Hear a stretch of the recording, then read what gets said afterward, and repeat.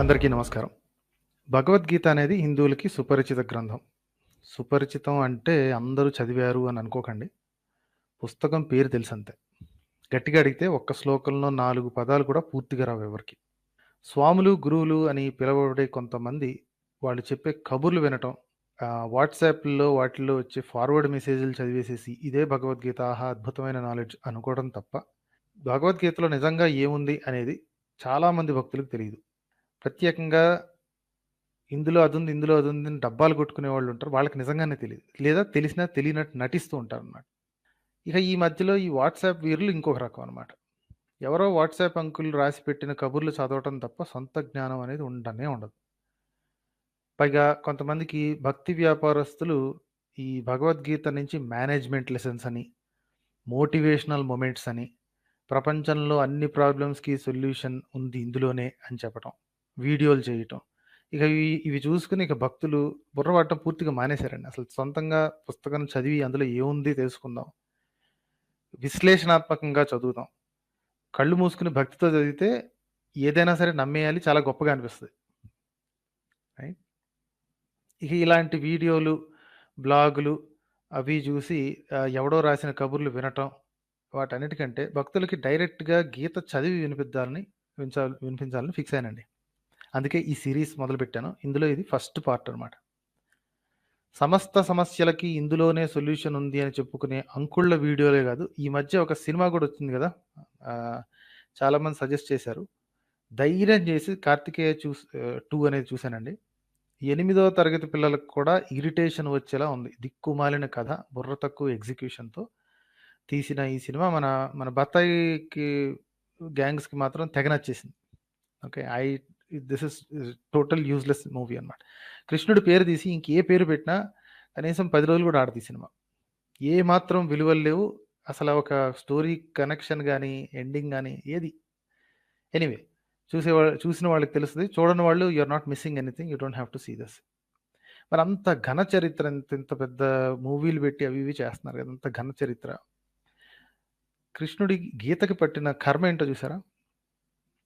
Road మీద signals దగ్గర మిగతా భిక్షగాళ్ళతో పాటు అమ్ముకుంటున్నారు భగవద్గీతని.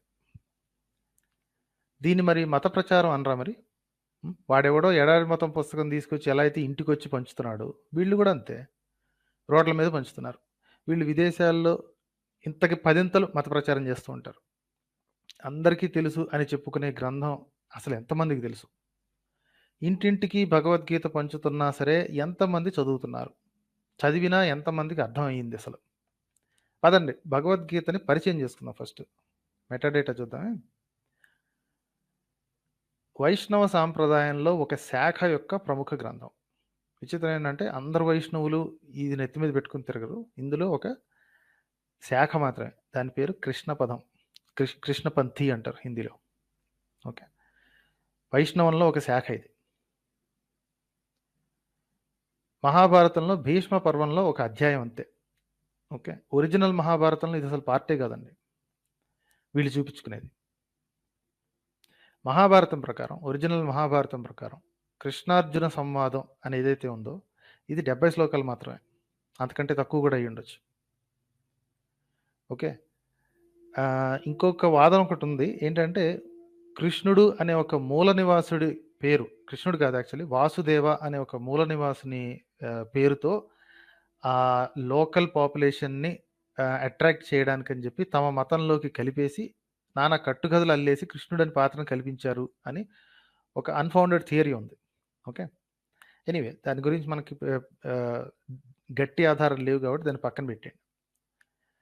ఆ కల్పిత పాత్ర కాస్త పాపులర్ అయ్యేసరికి అతని పేరు మీద శ్రీమద్ భగవద్గీత, శ్రీమద్ భాగవతం రచించారు అని, అసలు ఈ భగవద్గీత ఎప్పుడు రాయబడింది అని ఒక సెపరేట్ ఎపిసోడ్ వస్తుంది. అది మనం తర్వాత చూద్దాం. క్లూ ఏంటంటే 10వ శతాబ్దం తర్వాతనే అన్నీ రాయబడ్డాయి. Including this Bhagavad Gita. దీనికి పలు రకాల ఆధారాలు గీతలోనే ఉంటాయి. అవి ఇంకోసారి చెప్పుకుందాం. ఓకే. 70 శ్లోకాలు మాత్రమే కదా! మహాభారతమే ఒక కల్పిత కథ. ఆ కల్పిత కథ నుంచి ఇంకో కల్పిత కబురు రాసి ఇంకో పుస్తకం చేశారనమాట. సో, ఆ 70 శ్లోకాలని గీతాకారులు అంటే గీత రచించిన వాళ్ళు 745 శ్లోకాలకి తీసిపోయారండి. చివరికి అది కట్ చేసి, ఇది కట్ చేసి మళ్ళీ ఎక్కువైందని, తక్కువైందని చివరికి 700 దగ్గర ఆగింది. ఒక కల్పిత ఉపాఖ్యానం ద్వారా జనాల్ని అంధభక్తులు చేయడమే గీతాకారుల ఉద్దేశం. But this is not the primary ఉద్దేశం. అదేంటో మీకు చెప్తాను. సో, మహాభారతం ఒరిజినల్‌గా తీసుకునుంటే అందులో 70 ఉంటాయి. ఇక్కడ 700 కనిపిస్తున్నాయి. So, this is the first indication that this is a fabricated book. Okay. కృష్ణుడు చెప్పింది కాదు, అర్జునుడు విన్నది కాదు. ఓకే. ఒక 2 కల్పిత పాత్రల్ని పెట్టుకొని ఒక స్టోరీ రాశారు. ఆ స్టోరీ యొక్క పర్పస్ ఏంటి? చాలామంది అదొక ఫిలసాఫికల్ టెక్స్ట్ అని, ఆహ్, జీవితం ఎలా గడపాలి, వాటిలో మీ కర్తవ్యాలేంటి అని చెప్పే ఒక మేనేజ్‌మెంట్ బుక్ అని ఏదేదో కథలు చెప్తారన్నమాట. సో, కల్పిత పాత్రలు కలిసి తయారు చేసుకున్న ఒక స్టోరీ. అంటే మార్వెల్ యూనివర్స్ ఉంది చూసారా? అందులో ఒక కల్పిత వ్యవహారం. మొత్తం మార్వెల్ యూనివర్స్ అనేది. అందులో 10, 12 క్యారెక్టర్స్ ఉంటే ఒక్కో దానికి ఒక్కొక్క సినిమా తీసి ఎలా అయితే తయారు చేశారో ఇది అంతే. ఒరిజినల్ టెక్స్ట్ అనుకున్న దాని నుంచి తీసుకొని యాడ్ చేసి తయారు చేశారు. సో, టోటల్ 700 శ్లోకాస్‌లో ధృతరాష్ట్రుడు మొట్టమొదటి శ్లోకం ధృతరాష్ట్రుడు అడుగుతాడు. తర్వాత సంజయుడి పేరు మీద 41, అర్జునుడు 84, కృష్ణుడు 574 శ్లోకాలు మాట్లాడాడు అని చెప్తారు. మొత్తం 700. అయితే యాక్చువల్లీ ఒక మూడో, నాలుగో శ్లోకాలు దుర్యోధనుడి చేత కూడా పలికిస్తాడనమాట గీతాకారుడు. అవి కూడా సంజయుడి అకౌంట్‌లోకి ఏసేస్తారనమాట. ఎందుకంటే సందర్భం తెలుసు కదా మీకు. ధృతరాష్ట్రుడు, సంజయుడు మధ్యలో జరుగుతున్న సంవాదం సంజయుడు దివ్య దృష్టితో చూస్తున్నాడు. సో, ఇది మొత్తం కలిపితే ఒక ట్రిపుల్ కాన్వర్జేషన్ అనమాట. చైనీస్ విస్పర్ అంటారు చూసారా? మీరు ఒక చెవిలోకి చెప్తే ఆడు ఇంకో చెవిలోకి చెప్తాడు, ఇంకో చెవిలోకి చెప్తాడు. అలా ఉంటది. కృష్ణుడు అర్జునుడికి చెప్తున్నాడు ఈ విషయం. ఓకే. ఆ విషయం ఏం చేశాడు? సంజయుడు దివ్య దృష్టితో చూసి ధృతరాష్ట్రుడికి చెప్తున్నాడు. ఆ విషయం మన గీతాకారులు ఇంకో దివ్య దృష్టితో చూసి ఇక్కడ రాసేశారన్నమాట. అంటే ఎవరు లేరు కదా! గీతాకారులు ఎవరు ఆ యుద్ధ భూమిలో లేరు కదా! దివ్య దృష్టితో చూసారన్నమాట. అదే మహాభారతం ప్రకారం చూస్తే ఈ విషయం వ్యాసుడు దివ్య దృష్టితో తెలుసుకొని వినాయకుడితో రాయిస్తున్నాడు. అది మనం చదువుతున్నాం. So, layer upon layer upon layer of hearsay. ఆళ్ళు ఈళ్ళు చెప్పారు, వీళ్ళు ఆళ్ళకి చెప్పారు, వీళ్ళు ఈళ్ళకి చెప్పారు. ఎనీవే డైరెక్ట్‌గా కృష్ణుడి మాట అని అంటారు చూసారా? అదంతా బోగస్ అనమాట. యాక్చువల్లీ ముస్లిములకి రెండవ పవిత్ర గ్రంథ సంగ్రహమైన హదీస్ అని ఒకటి ఉంది చూసారా? అది కూడా ఇంతే. మొహమ్మద్ ఒకడికి చెప్తే వాడు ఇంకొకడికి చెప్పటం, వాడు ఇంకొకడు విని ఇంకొకడి తాతకి చెప్పటం, వాడు ఇంకొకడి తాత చెప్పగా వినటం, ఇప్పుడు రాయటం అనమాట. ఇలా ఉంటుందన్నమాట. మీరు ఆ హదీస్ అనే బుక్ ఎప్పుడైనా చదివితే నరేషన్స్ అనమాట. ఒకడు ఇంకొకటి చెప్పి అలా ఉంటుంది. ఇది అంతే. అలాగా 3, 4 లేయర్స్ ఆఫ్ నరేషన్ ఉందన్నమాట. డైరెక్ట్ కాన్వర్జేషన్ కాదు ఇది. బట్ స్టిల్ భగవద్గీత అనేది 3 మెయిన్ బ్లాక్స్‌లో ఉంటదండి. అధ్యాయాలు అనొచ్చు. లేదా ఇది బిగ్గర్ చాప్టర్స్. ఒక్కొక్క చాప్టర్‌లో 6 ఉంటాయి మళ్ళీ. ఓకే. 3 main divisions. అర్జున విషాద యోగం, సాంఖ్య యోగం ఇలాగ 6. భక్తి యోగంలో ఇంకొక 6. జ్ఞాన యోగంలో ఇంకొక 6 ఉంటాయి. సో, ఈ భగవద్గీత మొదలైన పరిస్థితి జనాలకు బానే తెలుసు. ఎందుకంటే బోలెడన్ని సినిమాల్లో వాటిలో చూసారు. కానీ పూర్తిగా తెలీదు ఎవరికీ. ఎందుకంటే సినిమాల్లో చూసింది గాని, లేకపోతే కథల్లో చూసింది గాని, టీవీల్లో, సీరియల్స్‌లో చూసింది గాని సగం సగమే చెప్తారు. పూర్తిగా తెలీదు. ఎందుకంటే ఎవడు తిన్నగా చదివి ఉండడు కాబట్టి. చదివిన కొంతమంది తేలు కుట్టిన దొంగల్లాగా మూసుకొని అసలు విషయం ఎవ్వరికీ చెప్పరండి. నేను మీకు చదివి వినిపిస్తాను. ఓకే. మొట్టమొదటి చాప్టర్‌లోనే ఉంటుంది స్టోరీ మొత్తం మెయిన్. ఫస్ట్ చాప్టర్ చదివితేనే గీత ఎందుకు రాయబడింది, ఏంటి అనేది తెలిసిపోద్ది. కానీ ఎవరు చదివి ఉండరు. ఈ మొట్టమొదటి చాప్టర్ పేరు అర్జున విషాద యోగం. సందర్భం ఏంటంటే సందర్భం ఏంటంటే యుద్ధభూమి పాండవులు, కౌరవులు మధ్యలో ఉన్న ప్లేస్‌కి కృష్ణ నన్ను మధ్యలోకి తీసుకెళ్ళు. నేను ఎవరెవరు వచ్చారు, ఏమేం చేస్తున్నారు, ఎంతమంది వచ్చారు నేను ఒకసారి చూడాలి అంటాడు. సో, అది అడుగుతున్నాడనమాట. ఇది అర్జునుడి ఉవాచ. దుర్బుద్ధి గల ధృతరాష్ట్రుని పుత్రుడిని సంతోషపెట్టడం కోసం అతని పక్షాన యుద్ధానికి వచ్చి ఉన్న అందరినీ ఒకసారి నాకు చూడాలనుంది. మధ్యలోకి తీసుకెళ్ళు అంటాడు. ఓకేనా? అర్జునుడు కృష్ణుడితో చెప్తున్నాడు. అర్జునుడు ఇలా అన్నాడు వాళ్ళందరిని చూసి. ఓకే. ఇది 28th వర్స్ అండి. చాప్టర్ 1 28th శ్లోకం. ఓ కృష్ణ, యుద్ధానికి బారులు తీరి ఒకరినొకరు చంపుకోవటానికి పూనుకుంటున్న నా బంధువులను చూసి నా అవయవాలు పట్టు తప్పుతున్నాయి. ఇక నా నోరు ఎండిపోతుంది. సీదంతి మమ గాత్రాణి ముఖంచ పరిశుష్యతి. నోరు ఎండిపోతుంది. అందరూ బంధువులే. నెక్స్ట్‌లో ఏమంటారు చూడండి. నా శరీరమంతా వణుకుచున్నది, వెంట్రుకలు నిక్కబొడుచుకుంటున్నాయి, నా విల్లు గాండీవం చేజారిపోతుంది, ఇదంతా చర్మమంతా తపించిపోతుంది. నా మనసు ఏమీ తోచని స్థితిలో అయోమయంగా తిరుగుతుంది. ఇక నేను స్థిరంగా ఉంచుకోలేకపోతున్నాను కృష్ణ. అంతటా అశుభ శకునాలే కనిపిస్తున్నాయి. ఈ యుద్ధంలో సొంత బంధువులనే చంపుకోవటం వలన మంచి ఎలా కలుగుతుందో నేను చూడలేకపోతున్నాను. అంటే లాజికల్‌గా థింక్ చేస్తున్నాడు. మనోళ్ళని మనల్ని చంపుకోవడం దేనికబ్బా? అన్యాయం గదా! ఈ యుద్ధం ఎటు జరిగినా వాళ్ళు నన్ను చంపినా, మా వాళ్ళని చంపినా, మేము వాళ్ళని చంపినా సరే, చచ్చిపోయేది అందరూ మన కులపోళ్ళు, మన బంధువులే గదా! అంతా బంధువులే గదా! నెక్స్ట్ ఈ శ్లోకం చాలామంది వినే ఉంటారు. అత్యంత అద్భుతమైన ఘంటసాల గారి గాత్రంతో. నకాంక్షే విజయం కృష్ణ నచ రాజ్యం సుఖాని చ కిం నో రాజ్యేన గోవింద కిం భోగైర్జీవితేన వా. ఓ కృష్ణ, నాకు విజయం గాని, రాజ్యం గాని, వీటి వల్ల వచ్చే సుఖం గాని ఏది అక్కర్లేదు. మనం ఎవరి కోసమైతే ఇదంతా కోరుకుంటున్నామో, వారే మన ఎదురుగా యుద్ధం కోసం ఉన్నప్పుడు, రాజ్యం వలన గాని, సుఖం వలన గాని, ఈ జీవితం వలన గాని ప్రయోజనం ఏముందసల? హ్మ్. విజయం వద్దు, రాజ్యం వద్దు, ఏం అక్కర్లేదు.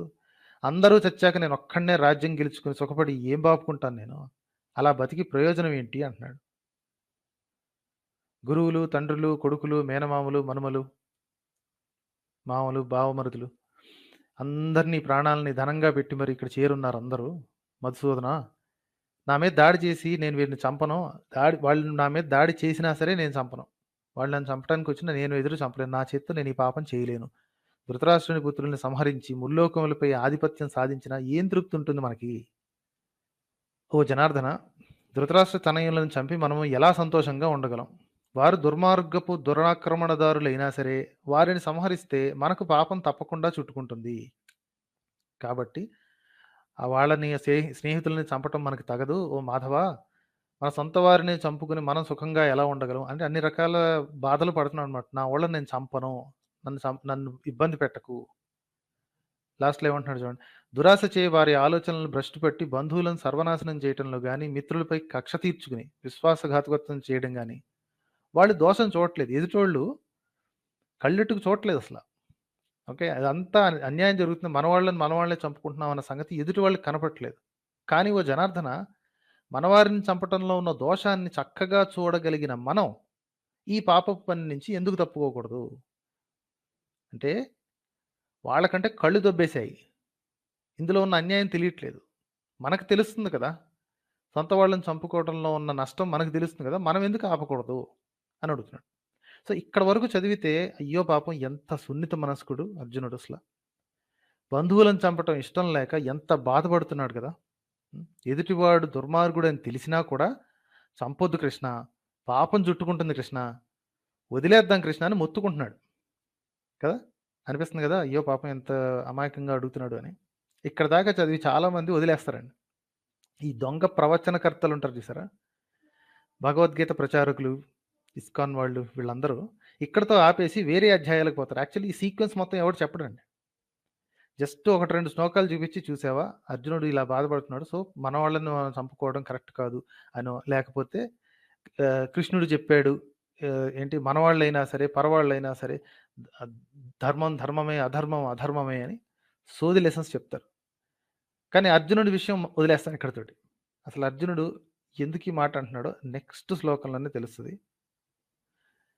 ఈ కులక్షయకృతం అనే వర్డ్ చూసారు కదా! కులక్షయకృతం.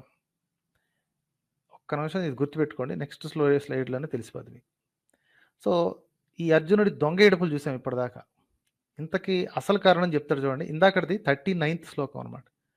మొదటి అధ్యాయం అర్జున విషాద యోగం 39వ శ్లోకం. నెక్స్ట్ 40థ్ శ్లోకంలోనే అసలు స్టోరీ తెలిసిపోద్ది. చదవండి. తెలుగులో వంశం నాశనమైనప్పుడు వంశాచారములన్నీ లుప్తమగును, మిగిలిన కుటుంబ సభ్యులు అధర్మపరులు అగుదురు. కులక్షయే ప్రణశ్యంతి కులధర్మాః సనాతనాః ధర్మే నష్టే కులం కృత్స్నం అధర్మో అభిభవత్యుత. చూసారా? కుల సభ్యులు చేస్తే మిగిలిన వాళ్ళు ధర్మం తప్పుతారంట. అంటే కొంతమంది చస్తే మిగతా వాళ్ళు కులాన్ని ఆ కుల ధర్మాన్ని కంటిన్యూ చేయరు. ఆళ్ళు ధర్మం తప్పేస్తారు. ఇంతకీ ఆ మిగిలిన కుటుంబ సభ్యులు ఎవరో తెలుసా? చూడండి నెక్స్ట్ శ్లోకంలోనే ఉంటది. 41లోనే రాసుంటది చూడండి. దుర్గుణాలు ప్రబలిపోవటం వలన ఓ కృష్ణ కులస్త్రీలు నీతి తప్పిన వారొగుదురు.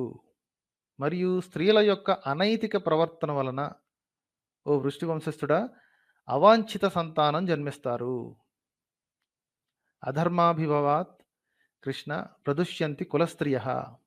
విన్నారా? స్త్రీలు అనైతిక ప్రవర్తన చేస్తారంట. ఎందుకు? ఎందుకంటే కంట్రోల్ చేయడానికి మగోళ్ళు ఉండరు కదా! ఈ యుద్ధంలో చస్తారు కదా! అంటే పాండవులు చస్తే పాండవుల పెళ్ళాలు నీతి తప్పుతారు. కౌరవులు చస్తే కౌరవ పెళ్ళాలు నీతి తప్పుతారు. ఆడవాళ్లే నీతి తప్పుతారండి. మగవాళ్ళు పాపం తప్పరసల. ఇంత ఏడుపు ఏడ్చి కూడా ఇంత ఏడుపు ఏడ్చాడు కదా! అయినా సరే చివరికి మహాభారత యుద్ధం జరిగింది. చావాల్సిన వాళ్ళు చచ్చారు. స్త్రీలు అధర్మపరులు అయిపోయారన్నమాట ఇక మనం అనుకోవాలి. అందుకే కలియుగం ప్రవేశించింది. స్త్రీలు దారి తప్పటం వల్ల ఇదంతా జరిగిందనమాట. ఇది గీతాకారుడి ఉద్దేశం. స్త్రీలు దారి తప్పితే అవాంఛిత సంతానం కలుగుద్దంటండి. ఇంకో మగాడితోనేగా దారి తప్పేది. మీరు గమనించారో లేదో, ఎలాంటి కులపోడైనా సరే, ఎలాంటి కులం వాడైనా సరే మగవాడి తప్పు ఉండదండి. స్త్రీ మాత్రమే దారి తప్పుతుంది. అది వీళ్ళ ఉద్దేశం. ఇందుకే చెప్తా, ఈ దిక్కుమాలిన మతాలన్నిటినీ మొట్టమొదట వదిలేయాల్సింది స్త్రీలు. అది ఇది అన్న తేడా లేకుండా ప్రతి మతంలోనూ స్త్రీలే నీతి తప్పేవాళ్ళండి. అధర్మం చేసేవాళ్ళు వాళ్ళే, అబద్ధాలు చెప్పేవాళ్ళు, యుద్ధాలకి కారకులు, రాజ్య పతనాలకి కారకులు. ఈ పుస్తకాల్లో రాసుకుందంతా ఇదే. స్త్రీనే, అన్నిటికీ కారణం స్త్రీనే. రాజ్య పతనాలు, వంశక్షయానికి కారణం కూడా వీళ్ళే. అన్ని పాపాలకి మూలం స్త్రీలే అన్నమాట ఈ పుస్తకాలు రాసిన రచనకర్తల ప్రకారం. మగాళ్ళ తప్పు ఏమాత్రం ఉండదు పాపం. క్లియర్గా రాశాడు కదా. నెక్స్ట్ శ్లోకంలో ఇంకా ఉంటుంది చూడండి. వర్ణ సంకరం గురించి ఈ గీతాకారుడు ఇన్ని నెప్పులు పడ్డాడు కదా. అయ్యో స్త్రీలు అనైతిక ప్రవర్తన చేసేసి ఏంటి వర్ణ సంకరం జరిగిపోతుంది అని. అసలు మొత్తం క్షత్రియ వర్ణం మొత్తం అంతా వర్ణ సంకరమే కదండి. అది ఆ విషయం మహాభారతంలోనే ఉంటుంది. ఆదిపర్వం 64వ సర్గలో మొదటి 4-9 శ్లోకాల మధ్యలో ఉంటుందన్నమాట. పరశురాముడు 21 సార్లు భూమి మీద ఉన్న క్షత్రియులందరినీ అంతం చేస్తాడు. మరి అప్పుడు ఏం చేస్తారు? మగోళ్ళందరినీ చంపేస్తాడంట. అలా చంపిన ప్రతిసారి క్షత్రియ కాంతలు, లేడీస్ ఎవరైతే ఉన్నారో బ్రాహ్మణుల శరణుజొచ్చి, ఇది బ్రాహ్మణుల ఆశీర్వాదంతో, అర్థమైంది కదా, క్షత్రియ పుత్రుల్ని కన్నారంట. క్షత్రియ స్త్రీ బ్రాహ్మణుడితో పిల్లవాడిని కంటే వాడు క్షత్రియుడైపోతాడు. ఈ సంగతి మనుస్మృతిలో మనం లాస్ట్ టైం చూసాం. ఓకే, అది సంగతి ఇంకోటి తర్వాత చెప్తున్నానండి. ఆల్రెడీ వర్ణ సంకరంతోనే అర్జునుడు, వాడి తాత, తండ్రులు మొత్తం అందరూ పుట్టారు. కానీ ఇక్కడ అర్జునుడికి మళ్ళీ నొప్పి వచ్చేసింది అనమాట. అయ్యో అయ్యో అయ్యో, అవాంఛిత సంతానం కలిగేస్తారు, వర్ణ సంకరం జరిగిపోద్దని తెగ కష్టాలు పడుతున్నాడు. ఇదే కదా దొంగ నాటకాలు అంటే. నెక్స్ట్ చూడండి. అవాంఛిత సంతానం పెరగటం వలన కులమునకు కుల నాశనము చేసిన వారికి కూడా నరకం ప్రాప్తించును. సంకరో నరకాయైవ కులాఘ్నాం కులస్యచ. కులం అనే పదానం చాలాసార్లు వచ్చే ఉంటుందండి భగవద్గీతలో. ఇక్కడ చూడండి, శ్రాద్ధ తర్పణములు లుప్తమైన కారణంగా ఆ భ్రష్టు పట్టిన వంశ పూర్వీకులు కూడా పతనం అయిపోతారంట. సో ఇక్కడ మనం చేసిన మిస్టేక్ వల్ల, అంటే ఈ జనాలను చంపేయటం వల్ల మన కుల స్త్రీలందరూ దారి తప్పేస్తారు. దారి తప్పేసి వర్ణ సంకరంతో పిల్లల్ని కనేస్తారు. ఆ పిల్లల కంటే ఆ పిల్లలకి శ్రాద్ధ కర్మలు చేసే అధికారాలు లేవు. వర్ణ సంకరంతో పుట్టిన వాళ్ళకి శ్రాద్ధ కర్మలు చేసే అధికారాలు లేవు. సో శ్రాద్ధ కర్మలు చేయటానికి ఎవరు ఉండరు. మన పాత జనరేషన్స్, మన పూర్వీకులందరూ సంకనాకిపోతారు. యుద్ధంలో జనాలు చేస్తే స్త్రీలు దారి తప్పి వర్ణ సంకరంతో పిల్లల్ని కనేస్తారనమాట. వర్ణ సంకరంలో పుత్రులు శ్రాద్ధ తర్పణాలు ఇవ్వడానికి అనర్హులు కాబట్టి ఇక పూర్వీకులు కూడా సంకనాకిపోతారు. ఇవన్నీ నేను రాసుకొచ్చినవి కాదండి, గీతలోనే ఉన్నాయి. హిందూ అని చెప్పుకుంటే గనక గీత ఇంట్లో లేకపోతే అంతకంటే ధర్మద్రోహి ఇంకోటి ఉండడు. ఓకే, తీయండి, ఇంట్లో ఉన్న భగవద్గీత తీసి ఈ శ్లోకంలో ఉందో లేదో చూడండి. ఇక కుటుంబ ఆచారం నాశనం చేసి, ఇది 43rd అండి, చాప్టర్ నెంబర్ 1 43rd శ్లోకంలోనే ఉన్నాం. కుటుంబ ఆచారం నాశనం చేసి అవాంఛిత సంతానం పెంపొందటానికి కారణమైన వారి దుష్ట చేష్టల వలన అనేక సామాజిక కుటుంబ సంక్షేమ ధర్మములు నశించిపోతాయి. ఎవరి గురించి చెప్తున్నాడో తెలిసిపోయింది కదా, లేడీసే. కుటుంబ ఆచారం నాశనం చేయటం, అవాంఛిత సంతానం పెంపొందించడం ఇవన్నీ ఎవరు చేస్తారండి? స్త్రీలే. మన గీత ప్రకారం, భగవద్గీత ప్రకారం స్త్రీలే ఇయన్నీ తప్పులన్నీ చేసేది స్త్రీలే. ఎందుకు? ఎందుకు స్త్రీలంటే కంట్రోల్ చేయడానికి మగోళ్ళు లేరు కదా! యుద్ధంలో చచ్చిపోతారు. అందుకు సంపొద్దంటున్నాడు. స్త్రీలు మాత్రమే దుష్ట చేష్టలు చేస్తారండి. మగాళ్ళు పాపం యుద్ధంలో చస్తారు అంతే పాపం. ఆళ్ళకి ఏ తప్పులు చేయరు. హ్మ్. కొంతమంది అతి తెలివి ఇస్కాన్ కల్ట్ వాళ్ళు కొంతమంది దీనికో డిఫెన్స్ ఇస్తున్నారండి. ఒక ఉన్న బుర్రంతా వాడేసేసి 4, 5 గ్రాముల బుర్రంతా వాడేసేసి ఒక పిచ్చివాగుడు డిఫెన్స్ ఒకటి తీసుకొస్తారన్నమాట. ఏంటంటే ఇవన్నీ అర్జునుడి ఆలోచనలు. పరంధాముడైన కృష్ణుడు చెప్పింది కాదు కదా! అర్జునుడు కంగారు పడుతున్నాడిక్కడ. ఇవి గీతలో భాగమైనా సరే, ఇవి పాటించదగ్గవి కావు. ఇది నిజమని అనుకోటానికి లేదు. ఎందుకంటే శ్రీకృష్ణుడు దీనికి సమాధానంగా ఏం చెప్పాడు? "అర్జునా మూర్ఖుడిలాగా మాట్లాడకు, పిచ్చి పిచ్చి మాటలు మాట్లాడకు, పోయి యుద్ధం చెయ్యి" అంటాడు కదా! మరి ఉత్సాహపరుస్తాడు కదా! ఇది వాళ్ళ వాదననమాట. మరి ఇదే కంపు నోటితోటి ఇంకో సందర్భంలో భగవద్గీతలో ప్రతి ఒక్క శ్లోకం ఒక ఆణిముత్యం అంటుంటారు. మనకి డిబేట్లు చేసేటప్పుడు భగవద్గీతలో 700 శ్లోకాలు ఒక్కొక్కటి ఒక్కొక్క ఆణిముత్యం అసల. Everything has something to offer అని. అక్కడ ఒప్పుకోరు. ఆ టైంలో ఒప్పుకోరనమాట. ఓపెన్‌గా గీతలో కొన్ని ఆక్షేపణీయమైన సంగతులు ఉన్నాయి. ప్రస్తావించబడ్డాయి అంతే తప్ప అది పాటించదగ్గవి కావు అని ఆళ్ళు చెప్పాలి. కానీ ఆళ్ళు చెప్పరు. ఇక ఈ నిజాయితీ తక్కువ ధర్మరక్షకులు కొంతమంది ఏం చేస్తారంటే, ఇతర మత గ్రంథాల్లో ఇట్లాంటి ఆక్షేపణీయమైన సెంటెన్స్‌లు సీక్వెన్స్‌లు కొన్నుంటాయి. మీకు ఈ పాటికి తెలిసే ఉంటాయి. వాటికి మాత్రం తీసుకొచ్చి చూసావా? మీ పుస్తకాల్లో ఇట్లా బూతుంది. ఆ! వాళ్ళ దేవుడు ఆదేశించకపోయినా సరే, ఇగో మీ మత గ్రంథంలో బూతుంది అంటారు. మరి అలాంటి తప్పుడియి ఇందులో కూడా ఉన్నాయి మరి. గీతలో కూడా అలాంటివి ఉన్నాయి మరి. కుటుంబ ఆచారాన్ని నాశనం చేసే అవాంఛిత సంతానం కలగటానికి ఆడవాళ్లే కారణం అన్నమాట. మరి మగాళ్ళు ఏం చేస్తుంటారు? హ్మ్. ఆళ్ళు పాపం చేయకుండానే ఆళ్ళు పుడుతున్నారా? కనీసం స్త్రీలు అన్న మాట ఈ గత 3 వాటిల్లో స్త్రీలు అన్న మాట వాడకుండా కొంత నయం అయ్యుండేది. అందరిని కలిపేసేసి జనాలు ఆచారం తప్పుతారు అంటే ఒక పద్ధతి. స్త్రీలకు మాత్రం పర్టిక్యులర్‌గా చెప్తున్నాడండి. తప్పులు చేసేది, దాటేది, గీత దాటేది వర్ణ సంకరానికి కారణం స్త్రీలు. హ్మ్. అందుకే వాళ్ళ వల్లనే అధర్మం ప్రబలుతుందంటున్నాడు. స్త్రీ ద్వేషం, స్త్రీల మీద చులకన భావం దీంతో తెలిసిపోతుందండి. నెక్స్ట్ ఓ జనార్దన కులాచారములను నాశనం చేసిన వారు నిరవధికంగా నరకంలోనే ఉంటారు. నేను పండితుల నుండి వినియున్నాను. ఏ సన్నాసి పండితుడు చెప్పాడు గాని, కులాచారం నాశనం చేస్తే వాళ్ళు పర్మనెంట్‌గా నరకంలోనే ఉంటారంట. ఈ ఈ ఇప్పుడు కరెంట్‌లీ అర్జునుడే బాధపడుతున్నాడు. భయ్యా నేను పోయి వాళ్ళని చంపేస్తే నేను పాపం చేసినోడిని అవుతాను గదా! కులాచారాన్ని నాశనం చేయడానికి కారణం నేనే గదా! నేను పోయి నరకంలోనే ఉంటాను పర్మనెంట్‌గా. నిరవధికంగా అన్నాడు చూసారా? నిరవధికంగా నరకంలోనే ఉంటాను. అనియతం. ఈ నిరవధికంగా పర్మనెంట్‌గా నరకంలో ఉండటం అనే కాన్సెప్ట్ ఇంకెక్కడో చదివినట్టు అనిపిస్తుందా మీకు? హ్మ్. ఈ స్వర్గం, నరకం కాన్సెప్ట్ ఉన్న ప్రతి పురాణంలో కూడా ఎలా ఉంటది? పాప పుణ్యాల బ్యాలెన్స్ చూస్తారంటారు. పాపానికి తగినంత కాలం నరకంలో ఉండి, పుణ్యాలకి తగినంత కాలం స్వర్గంలో ఉండి, తర్వాత ఇంకా కర్మ బ్యాలెన్స్ ఉంటే మళ్ళీ జన్మ ఎత్తుతాడు అని వాళ్ళ ఔట్‌లైన్ అనమాట. కానీ ఇక్కడ కుల సాంప్రదాయాలు వదిలేస్తే పర్మనెంట్‌గా నరకంలో పడేస్తాడట దేవుడు. అది పండితులు చెప్పారంట ఈడికి. ఈ మాట ఇంకెక్కడ విన్నారో చెప్పండి. బైబిల్, ఖురాన్‌లో ఇదే ఉంటదండి. బైబిల్‌లో కనీసం 10 చోట్ల రాసింది ఏది? నరకం అనేది ఎటర్నల్, ఇన్ఫినిట్. ఇక ఖురాన్ సంగతి చెప్పాల్సిన పనే లేదు. ఏ చిన్న తప్పు చేసినా పర్మనెంట్‌గా ఇస్లాంలో నరకంలో పడేత్తారంట ఆళ్ళ. మరి ఇదే మాట గీతలో గూడా ఉంది. పర్మనెంట్ నరకం ఏంటండి అసల? హ్మ్. సో, దాన్ని వద్దని చెప్పటానికి, ఏది ఇలా చేయకూడదని చెప్పటానికి, కులాచారాలు నాశనం చేస్తే నిరవధికంగా నరకంలోనే ఉంటారు అని.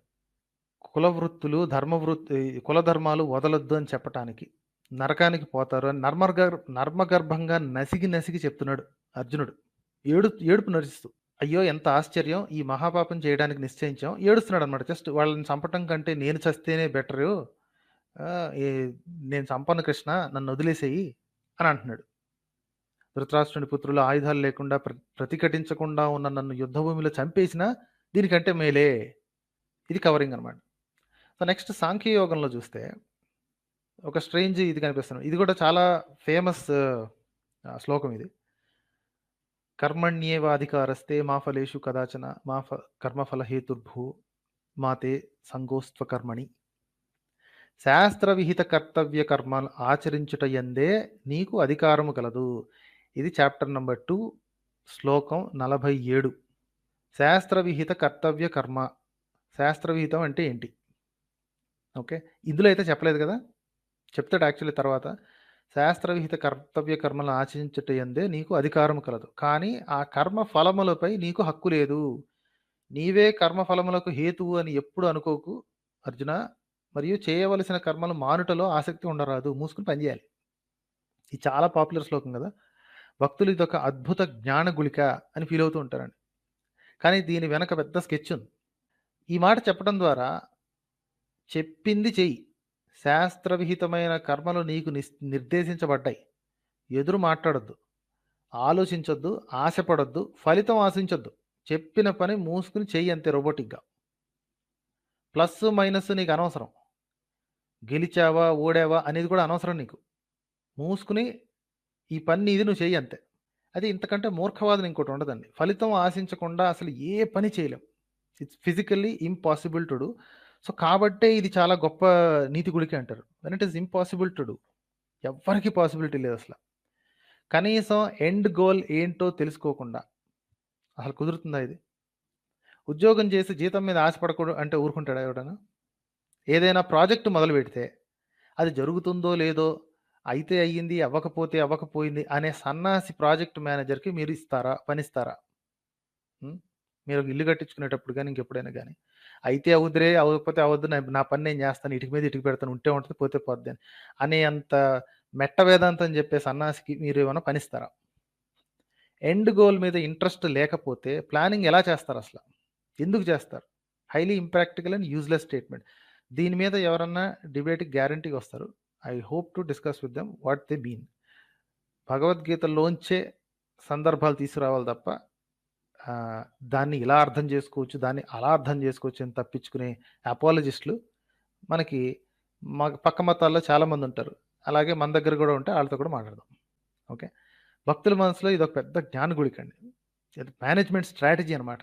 ఇది వీళ్ళు ఇచ్చే ఎగ్జాంపుల్స్ ఎలా ఉంటాయంటే, డైరెక్టర్ పని డైరెక్టర్ చేయాలి, ప్రాజెక్ట్ మేనేజర్ పని ప్రాజెక్ట్ మేనేజర్ చేయాలి, డెవలపర్ పని డెవలపర్ చేయాలి, వ్యాపారస్తుడు చేసే పని డాక్టర్ చేస్తే ఎలా ఉంటుంది? అందుకని ఎవరి పని వాళ్ళు చేయాలని చెప్తున్నాడు. ఇందులో తప్పే ఉంది అంటాడు.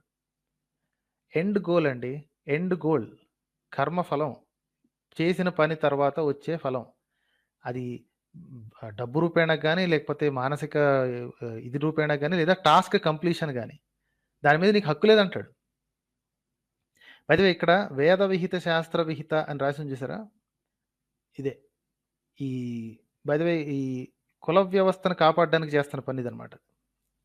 ఇదే మనం ముందు ముందు చూస్తాం. వేదం శాస్త్రం చెప్పినట్టు చెయ్యాలి అంతే, ఎందుకు ఏమిటో నడకూడదు. మనకి క్వాలిఫికేషన్ ఉందా లేదా అనేది అనవసరం. నీ పుట్టుక ప్రకారం నీకు ఫిక్స్డ్ డ్యూటీ ఉంది. ఏడవకుండా, అసూయ పడకుండా మూసుకుని నీ పన్ను చెయ్యి. గొర్రెలను చేయటం కోసమే ఈ శ్లోకం రాశారండి. అసలు ఆ కర్తవ్య కర్మ ఎందుకు ఏర్పాటు చేశారు, ఎండ్ గోల్ ఏంటి అని అడిగితే, మోక్షం పొందటానికి, కృష్ణుడి స్వర్గానికి పోవటానికి అని చెప్తారు. ఇంకా చూడండి, కర్మ ఎగ్గొట్టడం చేయకూడదు. మీరు చేయాల్సిన పని ఎగ్గొట్టకూడదు, చచ్చినట్టు చేయాలంతే. శూద్రుడికి ఇచ్చిన పని శూద్రుడు చేయాలంతే, ఫలితం ఆశించకూడదు. అలాగే వైశ్యుడు, అలాగే క్షత్రుడు, అలాగే స్త్రీ. జయాపజయాల పట్ల మమకారాసక్తి విడిచిపెట్టి నీ కర్తవ్య నిర్వహణలో స్థిరముగా ఉండుము ఓ అర్జున. ఇటువంటి సమత్వ బుద్ధి యోగం అనబడుతుంది. జయాపజయాల పట్ల మమకారాసక్తి వదిలిపెడితే ఇంక పని చేయాలన్న ఇంట్రెస్ట్ ఎక్కడ ఉంటుందండి? అసలు ఇది ఫిజికల్లీ ఇంపాసిబుల్ స్టేట్మెంట్. జస్ట్ ఊరికే జనాలను వెధవలను చేయడానికి తప్ప ఇందులో ఏమాత్రం నాలెడ్జ్ లేదు, ఏమీ లేదు. చక్కగా ప్లాన్ చేసుకో. దాన్ని ఏమంటారు, నువ్వు చేయాల్సిన పని ప్రణాళికాబద్ధంగా చెయ్యి అని చెప్పాల్సింది పోయి నువ్వేం చేయకు, చెప్పిన పని చెయ్యి అంతే. వెళ్ళి యుద్ధం చెయ్యి, గెలిస్తే గెలుస్తావు, సస్తే సస్తావు. జయాపజయాలు రెండు ఒకటే అంటున్నాడు కదా. మమకారాసక్తిని వదిలిపెట్టేసేయి, కర్తవ్య నిర్వహణ అంతే, చెప్పిన పని చేయాలి. మోటివేషన్ ఎక్కడి నుంచి వస్తుందండి? ఇంతకంటే బుర్ర తక్కువ అడ్వైస్ ఏదైనా ఉందో అసలు? ఇక్కడేమో జయాపజయాల మీద మమకారాసక్తి వదిలిపెట్టి అంటున్నాడా, ఇంకో చోట గెలిచి రాజ్యం ఏలుకో అర్జున అని అంటాడు. ఈ కాంట్రడిక్షన్స్ ఏవైతే ఉన్నాయో ఇవి ఇంకో ఎపిసోడ్లో చేస్తాను. ఆల్రెడీ భగవద్గీత చదివిన వాళ్ళకి విషయం ఈ పాటికి అర్థమైపోయి ఉంటుంది. ఇక్కడేమో జయాపజయాలు వద్దు, ఏం పట్టించుకోకు, మూసుకుని నీ పన్ను చెయ్యి అంటాడు. ఇంకొక చోట, ఇంకొక యోగంలో, ఇంకో చాప్టర్లో ఈ యుద్ధం చేసి గెలిచి రాజ్యలక్ష్మిని వరించు అంటాడు. ఎనీవే, ఈ భక్తులకు ఛాలెంజ్ ఏంటంటే ఈ కాంట్రడిక్టింగ్ శ్లోకం ఎక్కడుందో కనిపెట్టాలండి. నేను ఫ్యూచర్ ఎపిసోడ్లో నేను చెప్పినట్టు ఇందాక బండారం మొత్తం బయట పెడతాను. ఇది ఫస్ట్ పార్ట్ మాత్రమే. గీతలో ఉన్న కాంట్రడిక్షన్స్ అన్నిటిని బయటపెడతాను. చూద్దాం భక్తులకి కనీస జ్ఞానం ఉందా? లేకపోతే వాళ్ళ మిగతా గొర్రెల్లాగా కృష్ణ భజన చేస్తూ కూర్చుంటారా? ఇక జ్ఞానయోగం. జ్ఞానయోగంలో ఒక విచిత్రమైన ఇది ఇది హైందవేతరులు లేదా నాన్ హిందూస్ లేదా కృష్ణుడి వ్యతిరేకులు ఎవరైతే ఉన్నారో, భగవద్గీతకు వ్యతిరేకులు, అది ఏ మతం లేదు, కొంతమంది హిందూస్ కూడా వ్యతిరేకిస్తారు కాబట్టి. చాతుర్వర్ణ్యం మయా సృష్టం గుణకర్మ విభాగశ తస్య కర్తారమపి మాం విద్యకర్తారమ వ్యయం. జనుల గుణములు కార్యకలాపములు ఆధారంగా 4 రకాల వృత్తి ధర్మములు నా చేత సృష్టించబడ్డాయి. తెలుగులో చాలా మతబులబులు చేస్తుంటారు వీళ్ళు. వర్డ్ టు వర్డ్ చదివితే చాతుర్వర్ణ్యం 4 వర్ణాలని నేనే తయారు చేశాను. ఓకే, నేను ఈ వ్యవస్థ మొత్తానికి నేనే కారకుడినైనా సరే నన్ను అకర్తగా ఉంచుకో, నేను ఈ 4 ఎక్కడ ఎఫెక్ట్ అవ్వను అని చెప్తున్నాడు. ఫైన్. కృష్ణుడే కులాలని వర్ణాలని సృష్టించాలని ఒప్పేసుకున్నాడండి. దేవుడే మనుషుల్ని వేరు చేశాడు. ఇలాంటి వాడు దేవుడు ఎలా అవుతాడు అంటారు కృష్ణ వ్యతిరేకులు. ఓకే, అయితే దీనికి ప్రతిగా కృష్ణ భక్తులు చూపించే మరో శ్లోకం ఉంటుందన్నమాట. ఆ శ్లోకం ఏంటంటే ఈ కర్మ సన్యాసి యోగంలో ఉంటుంది. చాప్టర్ 5 కర్మ సన్యాసి యోగంలో విద్యా వినయ సంపన్నే బ్రాహ్మణే గవిహస్తిని సునిచైవ స్వపాకేచ పండితాహ సమదర్శన. ఈ శ్లోకం వీళ్ళు చూపిస్తారన్నమాట. ఇది మన భక్తులు, కృష్ణ భక్తులు చూపిస్తుంటారు. నిజమైన పండితులు దివ్య జ్ఞాన చక్షువులతో ఒక బ్రాహ్మణుడిని, ఒక ఆవుని, ఒక ఏనుగుని, ఒక కుక్కని, ఒక చండాలుణ్ణి సమదృష్టితో చూస్తారు. ఆహాహా, కృష్ణుడు చూడండి అందరినీ సమానంగా చూడమని చెప్తున్నాడు. చూసావా, మా కృష్ణుడు అందరినీ ఒకేలా చూడమంటున్నాడు. అందరినీ సమాన దృష్టితో చూడాలి, అలాంటి వాడే పండితుడు అనిపించుకుంటాడు అంటున్నారు. ఈ లెక్కన ఒక కుక్కకి ఒక ఆవుకి తేడా లేదండి. అసలు ప్రాక్టికలేనా ఇది? ఈ శ్లోకం ప్రకారం ఒక చండాలుడు అంటే స్వపాక అంటే కుక్క మాంసం వండుకు తినేవాడు అనమాట. ఒక చండాలుడు ఒక బ్రాహ్మణుడికి తేడా లేదంటున్నాడు. అందరినీ ఒకే రకంగా చూడమంటున్నాడు. ఓకే, తేడా లేనప్పుడు మరి వర్ణ సంకరం జరుగుతుందని ఎందుకు ఏడిచాడండి ఇందాక? వీళ్ళు అందరూ ఒకటే కదా, అందరినీ సమానంగానే చూడాలి. సమాన చూడటం అంటే ఏంటి? హక్కులా? సమానం కాదు. వీళ్ళకి ఏమన్నా సంబంధ బాంధవ్యాలు ఉంటాయా? ఉండవు. వాళ్ళ పని వాళ్ళది, వీళ్ళ పని వీళ్ళది. ఇంకేంటి సమానం అంటే మీనింగ్ ఏంటి? ఆవుని, ఏనుగుని, కుక్కని ఒకే రకంగా చూడమంటున్నాడండి. ఏ విధంగా సమానంగా చూడాలి? దీంతో చేసే పనులు దాంతో చేయలేము, దాంతో చేసే పనులు దీంతో చేయలేము. పాలు కావాలని కుక్క దగ్గరికి వెళ్తే ఏమవుద్ది? సమానంగా ఉన్నప్పుడు మరి పండితులకు ఉన్న హక్కులు చండాలుడికి కూడా ఉండాలి. ఉన్నాయా? పండితుడి దృష్టిలో సమానం అని చెప్పి ఆవు పాలు మానేసి కుక్క పాలు, ఏనుగు పాలు తాగడు కదా. అది ఏదో సమానత్వం నేర్పించే శ్లోకం అని బోర్డు కామెంట్లు రాయటానికి ఉపయోగపడుతుంది తప్ప ఇది impractical. This is a useless శ్లోకం అండి. కృష్ణ భక్తులు ఎగేసుకుంటూ వస్తుంటారు అనమాట. అందరినీ ఒక సమానంగా చూడమన్నాడు అని. ఎలా కుదురుతుంది? ఈ లెక్కనే ఇందులోనే క్లియర్గా చెప్తున్నాడు. ఒక చండాలుడు అనేవాడు ఉన్నాడు, వాడిని వేరుగా వాడిది ఒక జాతి, బ్రాహ్మణుడిది ఒక జాతి కానీ వాళ్ళిద్దరు సమానం. ఏ విధంగా సమానం? ఈ క్వశ్చన్ మనం అడగాలండి. ఎప్పుడైనా కృష్ణ భక్తులు వచ్చేసి సమానంగా చూడమన్నాడంటే what you mean by that? సమానం అంటే ఏంటి? హక్కులు సమానంగా ఉన్నాయా? కలిసి భోజనం చేయగలరా? కలిసి ఒక పని చేయగలరా? దాన్ని ఏమంటారు, పెళ్ళిళ్ళు అలాంటివి చేసుకోగలరా? ఏది చేయలేరు కదా. మరి ఇంకెలా సమానం? What does he mean by సమానం? ఇది అడగాల్సిన ప్రశ్న. నెక్స్ట్ రాజవిద్య యోగం లేదా రాజగుహ్య యోగం అని ఒకటి ఉంటుంది. చాప్టర్ 9 అనమాట ఇది. ఇందులో ఒకటి రాస్తారు చూడండి. ఇది కూడా ఒక డిస్గస్టింగ్ వర్స్ అనమాట. ఇది కూడా మన కృష్ణ వ్యతిరేకులు వీళ్ళు కూడా ఇది వాడుతుంటారు అనమాట. మాం హి పార్థ వ్యపాశ్రిత్య యపి పాపయోనః. సో ఈ పాపయోనః అనే వర్డ్ని పట్టుకుని కృష్ణుడు చూడు, పాపయోనః అంటే పాపుల కడుపులో పుట్టిన వాళ్ళు. ఓకే, వారి జన్మ, జాతి, కులము ఏదైనా లింగభేదం లేకుండా తెలుగులో నీట్గా మొత్తం ఎగ్గొట్టేశాడు. ట్రాన్స్లేషన్లో ఓళ్ళన్నీ ఎగ్గొట్టేశాడు. స్త్రియో వైశ్యాస్తథా శూద్ర తేపి యాంతి పరాంగతిం అంటే కరెక్ట్గా వర్డ్ టు వర్డ్ తీసుకుంటే నా యందు భక్తితో ఉన్నవాళ్ళు, ఓకే, నా ఆశ్రయం పొందిన వాళ్ళు, నా శరణు జొచ్చిన వాళ్ళు పాపయోనులైనా సరే అంటే స్త్రీలైనా, వైశ్యులైనా, శూద్రులైనా ఎవరైనా సరే నా పరంగత్యం, నా గమ్యాన్ని చేరుతారు. నన్ను చేరుకుంటారు. స్త్రీలు, వైశ్యులు, శూద్రులు అందరిని కలిపేసాడండి. పాపయోనులతో. నిమ్న స్థాయి జన్మలు. ఇక్కడ పాపయోనః అంటే నిమ్న స్థాయి జన్మ అని చూసారా? అంతా సమానంగా చూడమని ఒక పండితుడికి అందరూ సమానమే అని చెప్పుకున్నాడు కదా ఇందాక ఇంకో శ్లోకంలో. నిమ్న స్థాయి జన్మ ఎలా అయిందండి అసల? ఎవడన్నా నిమ్న స్థాయి జన్మ ఎలా అవుతుంది? ఏ విధంగా అవుతుంది? ప్రతి ఒక్కడు తల్లి, తండ్రికి పుట్టాడు కదా! నిమ్న స్థాయి జన్మ ఎలా అయింది? స్పెసిఫిక్‌గా స్త్రీలు, వైశ్యులు, శూద్రులు అని సెపరేట్‌గా రాశాడండి. అందుకే చెప్తున్నా, స్త్రీలు కొంచెమైనా స్వాభిమానం ఉంటే, సెల్ఫ్ రెస్పెక్ట్ అనేది కొంచెమన్నా ఉంటే, ఈ దిక్కుమాలిన ధర్మాలను ఇసిరి అవతల పారేయండి. Nobody respects you. ఈ దిక్కుమాలిన పుస్తకాలు ఏ ఒక్కటి కూడా, ఏ ఒక్క చోట కూడా there is no respect for you. Basic respect కూడా లేదు. అందరిని కలిపేసి ఇప్పుడు బ్రాహ్మణ స్త్రీలైనా, క్షత్రియ స్త్రీలైనా స్త్రీలు స్త్రీలే. మీరు కూడా అంటే పాపాలు చేసేవాళ్ళు, దుర్మార్గులు, లేదా నిమ్న స్థాయి జన్మ ఎత్తిన వాళ్ళు, శూద్రులైనా, వైశ్యులైనా, స్త్రీలైనా ఎవరైనా సరే నాకు మొక్కితే, నాకు శరణుజొచ్చితే వాళ్ళు నన్ను చేరుకుంటారు. ఏం చెప్పడం అండి ఇది? What are you trying to say? Next మోక్ష సన్యాస యోగంలో ఇంకోటి ఉంటుందండి. ఇక్కడ బ్రాహ్మణ, క్షత్రియ విశాం శూద్రాణాంచ పరంతప కర్మాణి ప్రవిభక్తాని స్వభావ ప్రభవైర్గుణై. ఇది చూపించుకుని మన కృష్ణ భక్తులు మళ్ళీ ఇదొకటి చూపిస్తారనమాట. లేదు లేదు లేదు కులానికి ఇది కాదు, కులం కాదు, పుట్టుకతో వచ్చింది కాదు అని. బ్రాహ్మణులు, క్షత్రియులు, వైశ్యులు మరియు శూద్రులు వీరి యొక్క విధులు వారి వారి లక్షణములకు అనుగుణంగా వారి వారి గుణముల ప్రకారంగా కేటాయించబడినవి. బ్రాకెట్లో ఇక్కడ బ్రాకెట్లో రాశాడు చూడండి, పుట్టుక పరంగా కాదు. తీరా చూస్తే దీని తర్వాత వచ్చే ప్రతి ఒక్క శ్లోకం పుట్టుకనే చూపిస్తుందండి. These are the contradictions. Okay, ఇక్కడ ఈ శ్లోకంలో జనాలకి వచ్చే ఫీల్ ఏంటంటే గుణాలు ఇచ్చాడంట. గుణాలు ఇచ్చింది ఎవరండి? కృష్ణుడే కదా.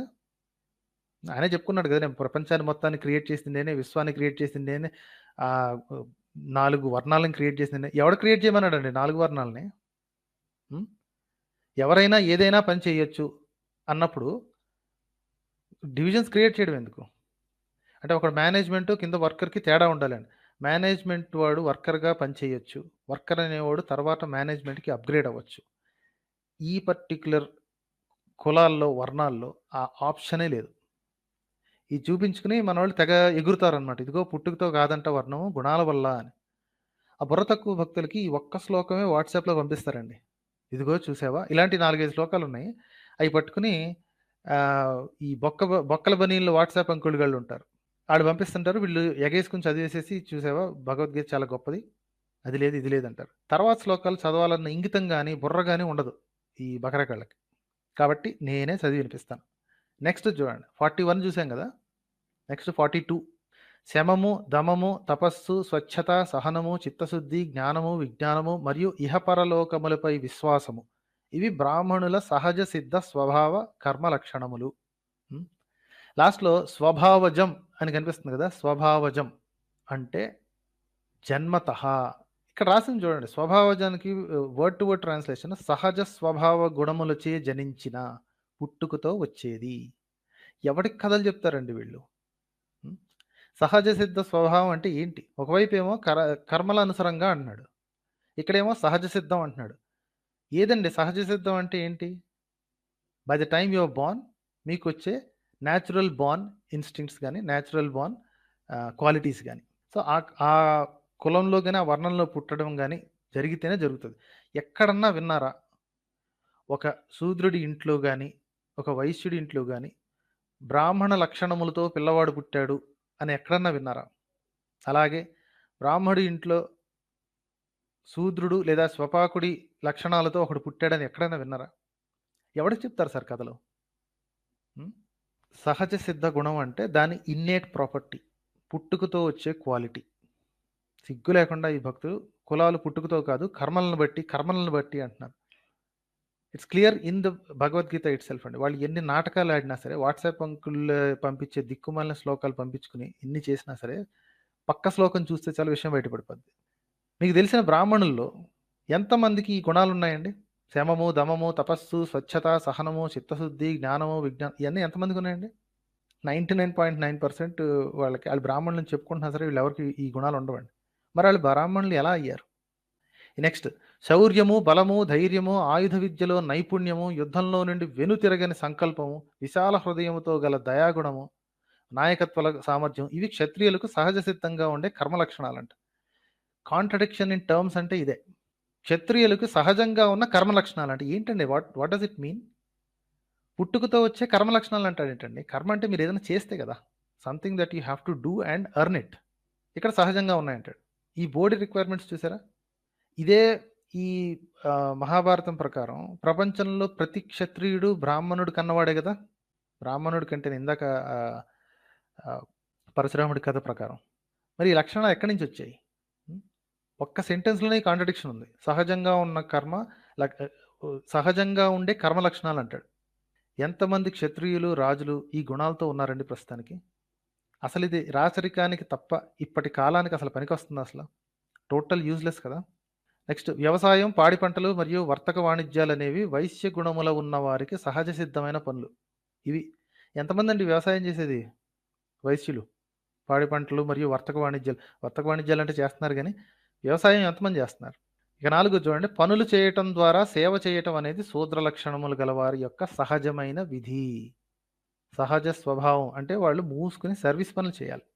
శూద్రుడికి ఇంకో శ్లోకం రాయడం కూడా వ్యర్థమేనండి. ఓకే, వైశ్యుడికి శూద్రుడికి కలిపి సింగిల్ శ్లోకంలో తోసేయాల. సిగ్గన్నా ఉండాలి శూద్రుడికి ఇంకా ఈ మతంలో ఉండటానికి. స్వభావజం, సహజ స్వభావంతో జనించినది. నీ పుట్టుకతోనే నువ్వు సేవకుడివి. మూసుకుని ఆ పని చేయాలి. నువ్వు కాదు, నీ కొడుకులు, కూతుళ్ళు కూడా సేవ చేయటానికే పుట్టారు. కిట్ట పరమాత్ముడు చెబుతున్నాడు మరి ఇక్కడ, వినాలా? This is the secret reason అండి. గీత రాయటానికి ఉన్న 4-5 కారణాల్లో ముఖ్యమైన కారణం కుల వ్యవస్థని, వర్ణ వ్యవస్థని మంచిది అని చెప్పడం, దాన్ని కాపాడే ప్రయత్నం. This is the fundamental reason. Next, స్వభావ సిద్ధ జనితమైన వారి విధులను నిర్వర్తించడం ద్వారా మానవులు పరిపూర్ణ సిద్ధిని సాధించవచ్చు. సో ఈ శ్లోకాలను కూడా పంపిస్తూ ఉంటారండి సీక్రెట్గా పబ్లిక్గానే. కాకపోతే ఇదేంటంటే నీకు ఇచ్చిన పని నువ్వు చెయ్యాలి అని మెల్లిగా బ్రెయిన్ వాష్ చేస్తూ ఉంటారు. ఒక వ్యక్తి తనకు విధింపబడిన విధులను ఆచరిస్తూ నిర్వర్తిస్తూ పరిపూర్ణతను ఎలా సాధించగలడో ఇక ఇప్పుడు నా నుంచి వినండి అని చెప్తున్నాడు. చాప్టర్ నెంబర్ 18 అండి ఇది. Last chapter 45th. Last chapter అత్యంత దిక్కుమాలిన చాప్టర్ అండి, the worst of all. So ఎన్నిసార్లు స్వభావ సిద్ధ జనితం అంటున్నాడు చూడండి. సిగ్గు లేకుండా ఇంకో చోట ఒక చోట ఏమో పుట్టుక ద్వారా కాదు, అసలు పుట్టుక కానే కాదు, కర్మన చేత పుట్టుక ద్వారా కాదు అని ఇంకో చోట బ్రాకెట్లో రాయించాడు. ఇక్కడేమో ప్రతీది పుట్టుకే. ఇందుకే గీత భక్తులని, గీత ప్రచారకులని ద్రోహులు, మోసగాళ్ళు అనేది అందుకేనండి. మా దగ్గర అంతా సమానమే, అందరూ సమానమే, అంతరాలు తారతమ్యాలు లేవు అని 4-5 శ్లోకాలు చూపించుకుని మత ప్రచారం చేసుకునే ఇస్కాన్ దుర్మార్గులకి, మా మతం శాంతి మతం అని చెప్పుకుని కాఫిర్లని తక్కువ చూసే ఇస్లాంకి నాకైతే పెద్ద తేడా కనిపెట్టేది. At least in this distinction. అబద్ధాలు, మోసాలు చెప్పడంలో సేమ్. తన సహజ స్వభావ వృత్తిని నిర్వర్తించడం ద్వారా, ఇది 46th శ్లోకం. తన సహజ స్వభావ వృత్తిని నిర్వర్తించడం ద్వారా వ్యక్తి సమస్త భూతములు ఏ పని నుండి ఉద్భవించాయో మరి ఎవ్వనిచే ఈ జగమంతా నిండి నిబిడీకృతమై ఉన్నదో, అంటే నేను కృష్ణుణ్ణి, వానిని ఆరాధించినట్టు. ఇటువంటి పనులు చేయడం ద్వారా వ్యక్తి సునాయాసంగానే సిద్ధి పొందుతాడంట. ఏది? సహజ స్వభావ వృత్తి నిర్వర్తించడం ద్వారా. నీకు చెప్పిన పని, నీ కులం ప్రకారం నీకు ఆపాదించిన పని చేస్తే నీకు సిద్ధి వచ్చేస్తుంది. నీ స్వభావ సిద్ధి పనులు చేస్తే నీకు సిగ్గు వచ్చేస్తుంది ఈజీగా, డెడ్ ఈజీగా. ఇది చూడండి, ఈ దారుణం చూడండి. 47th. పరధర్మములు చేయటం కంటే, ఇతరుల ధర్మములు చేయటం కంటే, అంటే పక్కనోడి కులాల ధర్మాలు చేయటం కంటే సరిగ్గా చెయ్యలేకపోయినా సరే తన స్వధర్మం చేయుటయే వ్యక్తికి శ్రేష్టం. విన్నారా? మీకు వచ్చినా రాకపోయినా మీ కులానికి ఇచ్చిన పని మీకు చేయాలంతే. తన స్వభావ సిద్ధి విధులు చేయుటలో వ్యక్తికి పాపం అంటదంటాం.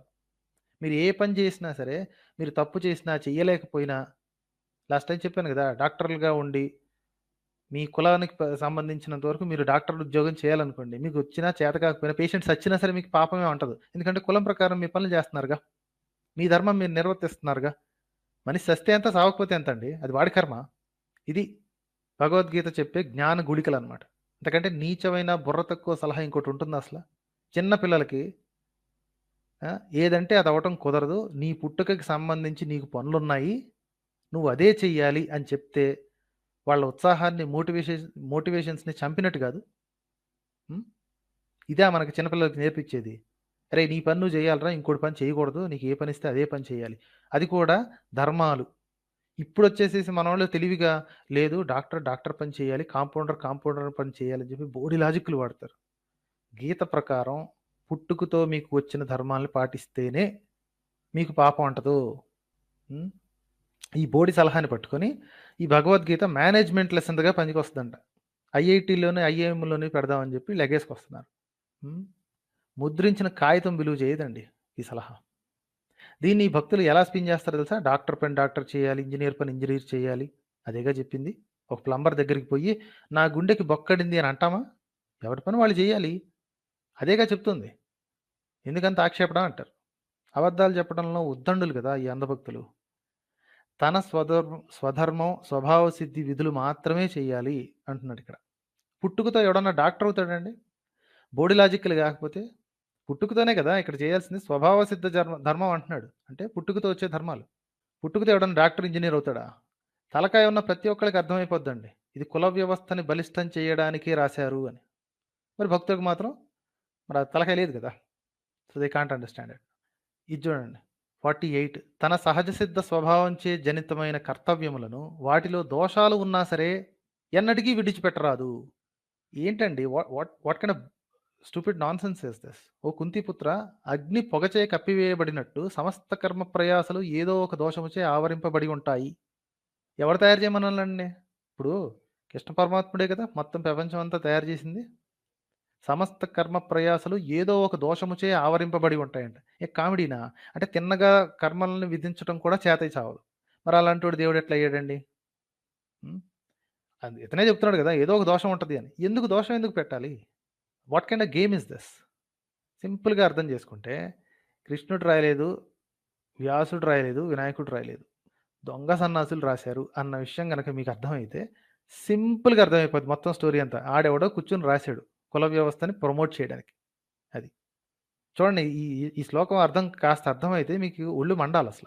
చేత కాకపోయినా సరే ఇదే పని చేయాలి మీరు. మరి ఇక్కడ కర్మ ఎక్కడి నుంచి వచ్చిందండి? మీరు ఆల్రెడీ చేయాల్సిన పనని ఫిక్స్ చేసేసాడు కదా! ఇంక కర్మ ఎక్కడి నుంచి వచ్చింది? గత శ్లోకాల ప్రకారం నాకు బ్రాహ్మణ లక్షణాలుంటే నేను బ్రాహ్మణుడినవుతా. ఈ శ్లోకం ప్రకారం నాకు కుదిరినా, కుదరకపోయినా, నచ్చినా, నచ్చకపోయినా, చేతనైనా, చేతనవ్వకపోయినా సరే నా కర్తవ్యం నేనే జేయాలి. ఇంకోడి కర్తవ్యం చేయటానికే లేదు. పాపం తగులుద్ది కదా! దీని అర్థం పుట్టుకే కదా! అన్ని కర్మలు ఏదో ఒక దోషంతో ఉంటుందంట. ఆ దోషాలు ఉండే కర్మలను తయారు చేసిందే ఈ పరమాత్ముడు మరి. పుట్టించేది నేనే, కారకుడిని నేనే, చంపేది నేనే, చంపమని చెప్పేది నేనే, చచ్చేది కూడా నేనే. కానీ అని ఎగదోసేవాడు తనని తాను పరమాత్ముడని చెప్పుకుంటున్నాడిక్కడ. దోషాలు లేకుండా కర్తవ్యాలు చేయడం చేతకాలేదా మరి?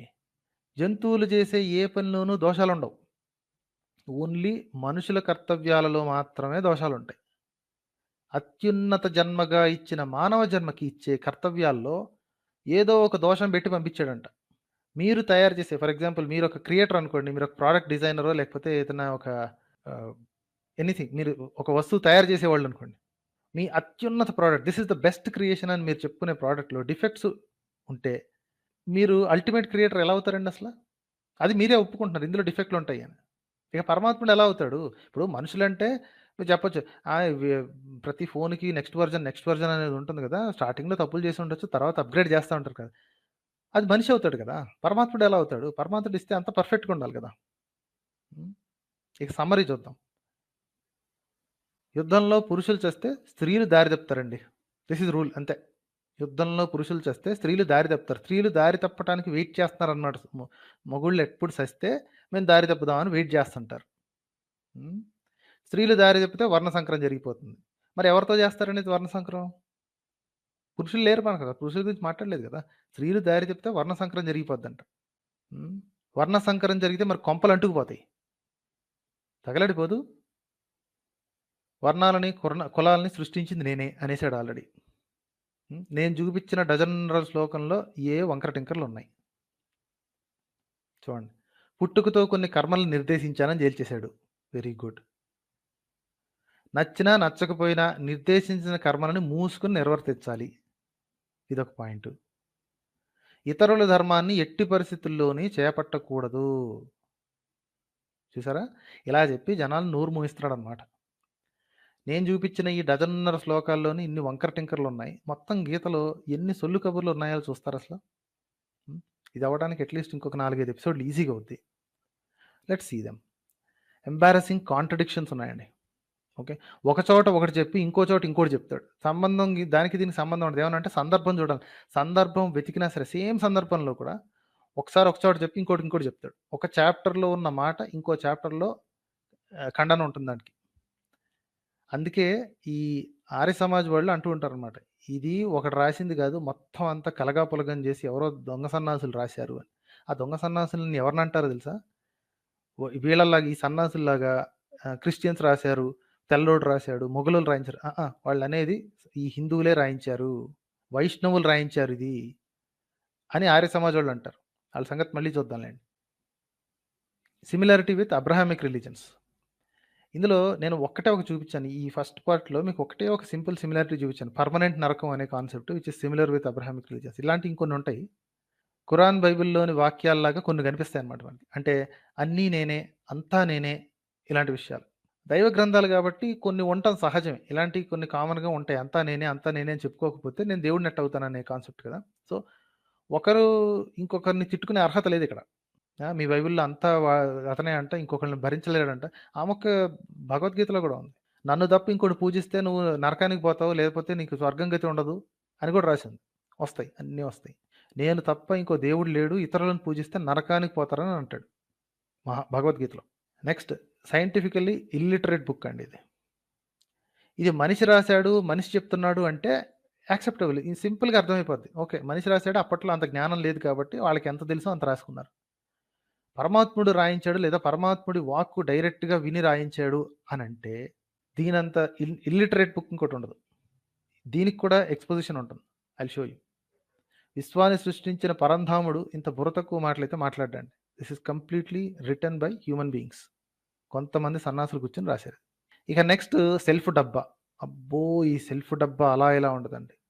అన్నిటిని త్యజించాలి, దేని మీద కోరిక ఉండకూడదు, వైరాగ్యం ఉండాలి, అది ఇది అని చెప్పి అర్జునుడికి కథలు చెప్తాడు కదా!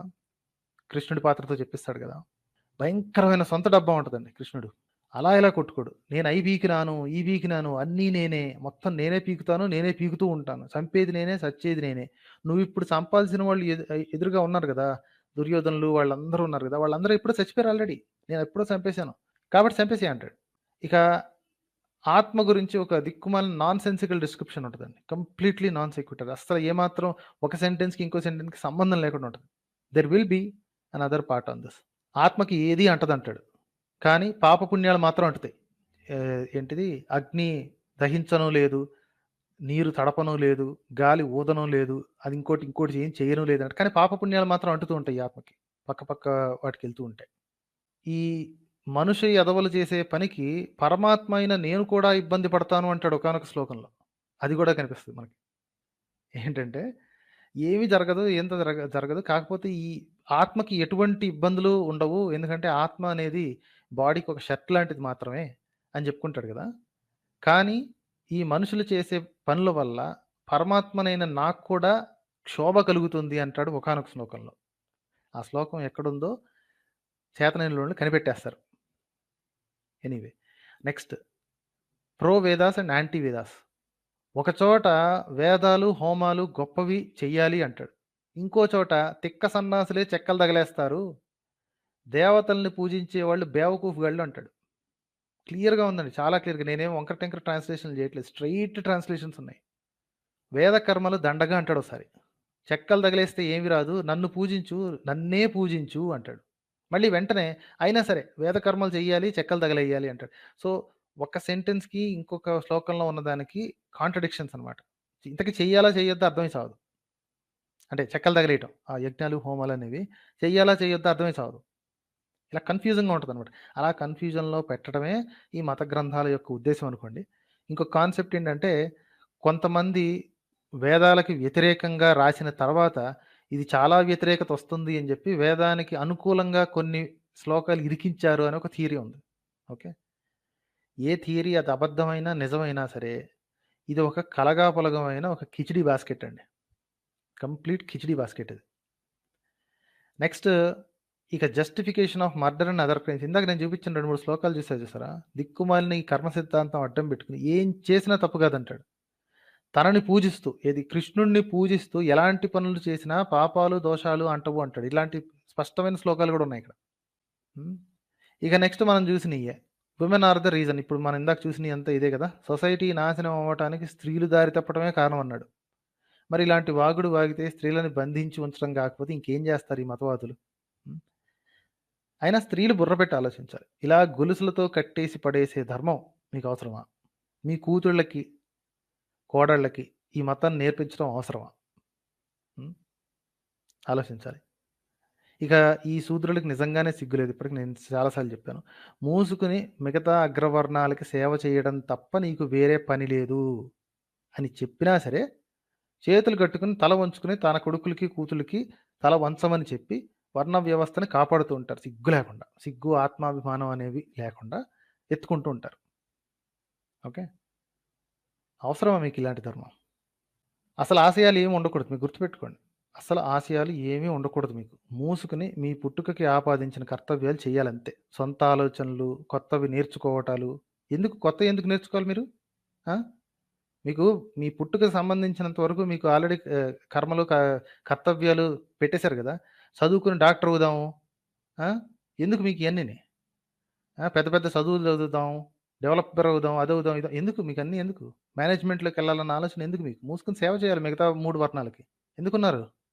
అది సిగ్గుండాలి మీకు. ఇంకా ఇదే పుస్తకాన్ని పట్టుకుని నెత్తిన పెట్టుకుని తిరుగుతున్నారు. అసలు ఇంత కన్ఫ్యూజింగ్ పుస్తకాన్ని రాసిన సన్నాసులు రాశారు సరే, బాగానే ఉంది. వాళ్ళు రాశారు, వాళ్ళు ఏదో స్కెచ్ చేసుకుని రాసుకున్నారు, జనాల్ని శోషించారు, డిస్క్రిమినేట్ చేసుకున్నారు. ఇప్పుడు బతికున్న వాళ్ళకి ఏమైంది? ఈ కాలంలో చదివి అందులో ఏదో జ్ఞానం ఉంది అని చెప్పుకునే సన్నాసులు ఏమన్నారు? అసలు ఎండ్ టు ఎండ్ ఎవడన్నా చదివాడా? డిస్పాషనేట్గా చదివాడా? వాళ్ళని బుర్ర తక్కువ బత్తాయిలు అనుకుంటే ఇంకేమనాలి వాళ్ళని? What is the other term that you'll use? పుస్తకాన్ని నెత్తిన పెట్టుకుని తిరిగి ఇందులో చాలా గొప్ప గొప్ప అన్నప్పుడు చదవాలి కదా. 100 రూపాయలు కూడా చేయదండి. 100 రూపాయలు కూడా చేయదు. మీకు తిన్నగా కొనుక్కోదలుచుకుంటే ఆన్లైన్లో ఏమో free, everything is free online. చదవాలి కదా, ఓపిక ఉండదు. బయట డిబేట్లు చేయడానికి ఏంటి చెస్ట్ మీద దబదబ బాధేసుకుని మా కృష్ణుడు, మా గీత అని చెప్పి కుట్టుకోవడానికి మాత్రం ఎగేసుకుని వస్తారు. ఒక్కడు చదవడు. చదివిన కొందరు కూడా విశ్లేషణాత్మకంగా చదివి చావరు. ఆహా కృష్ణ భక్తుడు, ఆహా కళ్ళు మూసుకుని చదివితేనండి ఏ పుస్తకమైనా అలాగే ఉంటుంది. మరి బైబిల్ చదివే వాళ్ళు ఎందుకు తన్మయత్వంలో గింజుకుని చస్తూ ఉంటారు? అందులో అన్ని దిక్కుమాలిన రాతలు, బుర్ర తక్కువ వాగుడు ఉన్నా సరే తన్మయత్వంతో ఎందుకు గింజుకు చస్తారంటే వాళ్ళు కూడా సేమ్ మీలాగే చేస్తున్నారు. They don't read it dispassionately. ఇదొక పుస్తకము, దీనిలో ఉన్నది విశ్లేషించాలి అన్న ఆలోచన ఉండి చావదు. మా దేవుడు చెప్పాడు కాబట్టి ఏదైనా okay, anything and everything is okay. మరి గొర్రెలు కాక ఇంకేమనాలండి మిమ్మల్ని? ప్రవచనాలు లేదా మొహాన బూడిద రాసుకున్న బూజుగడ్డం సన్నాసులు చెర్రీ పిక్డ్ శ్లోకాలు కొన్ని తీస్తారు. అక్కడోటి, ఇక్కడోటి, ఇక్కడోటి తీస్తారు. ఇది చూపించి ఇదిగో this is the best advice you can get. ఈ బకరాగాళ్ళని ఎంటర్టైన్మెంట్ ఇవ్వటం, ఈ బత్తాయిలు పంచెలు ఎగ్గొట్టుకుని ఊర్ల మీద పట్టడం. సో అదండి, సర్వీస్ సెక్టర్లో పనిచేసే బ్రాహ్మణులందరూ భగవద్గీతకు వ్యతిరేకంగా పనిచేసేవాళ్లే. గుర్తుపెట్టుకోండి, మీరు సర్వీస్ సెక్టర్లో ఉండకూడదు. మీకు సర్వీస్ చేయాల్సిన పని లేదు ఇక్కడ. అర్థమైందా? మిలిటరీ మానేసి మిగిలిన పనులు చేసే ప్రతి ఒక్క క్షత్రియుడు కూడా ఎప్పుడో పాపం మూట కట్టుకున్నాడు. మిలిటరీ పనులు మీకు ఆల్రెడీ క్లియర్గా రాసింది కదా. మీరు క్షత్రియులు అని చెప్పుకుంటే మీకు ఒక పని ఇచ్చాడు, ఆ పని మాత్రమే చేయాలి మీరు, లేకపోతే పాపం మూట కట్టుకున్నట్టే. వ్యవసాయం, వ్యాపారం మానేసి ఉద్యోగాలు చేసే వైశ్యులు ఎవరైతే ఉన్నారో వాళ్ళందరూ కృష్ణద్రోహులాళ్ళు. మొహమాటం లేదు, మీకు ఇచ్చిన పని చేయాలి. వ్యవసాయం చేయకుండా ఏం చేస్తున్నారు మీరు? వెళ్ళి కన్స్ట్రక్షన్ ఇండస్ట్రీలోనే ఆస్తులు పెట్టుకుని ఏం చేస్తున్నారు మీరు? ఈ పైన 3 వర్ణాలకి మూసుకుని సేవ చేయడం మానేసి పెద్ద చదువులు చదివి ఉద్యోగాలు వెలగబెడదామని బయలుదేరే శూద్రులు ఉన్నారు చూసారు, మీరందరూ భగవద్గీత ద్రోహులండి. అర్థమైందా? అసలు రహస్యం ఇదే.